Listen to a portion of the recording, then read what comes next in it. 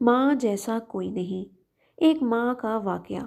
میں ابھی مریضوں کو دیکھ ہی رہا تھا کہ اچانک وہ بچے کو اٹھائے بوکھلائی ہوئی میرے کلینک آئی۔ پھولی ہوئی سانسیں بتا رہی تھیں کہ وہ پیدل آئی ہے۔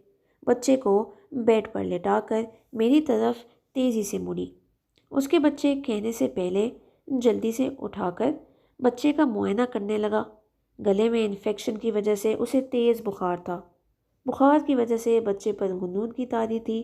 میں نے مکمل چیک اپ کے بعد اسے ضرور میڈیسن دی، انجیکشن دی اور ڈرپ لگا دی۔ اس تمام وقت وہ بے چینی سے بچے کے ارد گرد گھومتی رہی۔ میں نے اسے بولا، کرسی پر بیٹھ جاؤ، ڈرپ ختم ہونے تک انشاءاللہ بچے کا بخار اتر جائے گا۔ بیٹھ کر بھی اسے سکون نہ ملا۔ آیتیں پڑھ پڑھ کر اس پر دم کرتی رہی، اس کے ماتھے پر ہاتھ رکھتی رہی، اس کا منہ چومتی رہی اور اپنے آنسو صاف کرتی رہی۔ تبھی میری نظر اس کے پاؤں پر پڑی جس سے خون رس رہا تھا۔ میں نے پوچھا، تمہارے پاؤں کو کیا ہوا؟ اس نے جھک کر دیکھا اور بے دلی سے مسکرا کر بولی، روڈ پر بہت رش تھا، سواری کے انتظار میں دیر دو ہو جاتی، اس لیے بھاگی چلی آئی۔ میرے گھر سے زیادہ دور نہیں ہے آپ کا کلینک۔ میں نے کہا، لیکن یہ خون؟ وہ سر جھکا کر شرمندگی سے بولی، گھر سے نکلتے ہوئے جوتی بدلنے کا خیال نہیں رہا۔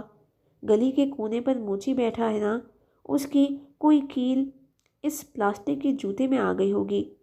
پاؤں اٹھا کر دیکھا تو واقعی ایک بڑی کیل جوتی سے آر پار ہو گئی ہے، جس نے اس کے تلوے میں اچھا خاصا زخم کر دیا تھا۔ میں نے نرس کو پاؤں صاف کر کے پٹی کرنے کو کہا۔ جب بچے کی حالت سنبھلی تو سکون اس کی روح میں سما گئی۔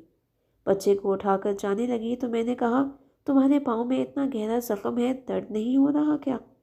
وہ بچے کو سینے سے لگا کر چومتے ہوئے بولی، ڈاکٹر صاحب، درد جب دل میں ہو تو پاؤں میں کہاں رہتا ہے؟ واقعی ماں وہ ہستی ہے جو بچوں کو دکھ میں دیکھ کر اپنا دکھ بھول جاتی ہے، اسی لیے تو جنت اس کے قدموں میں ملتی ہے۔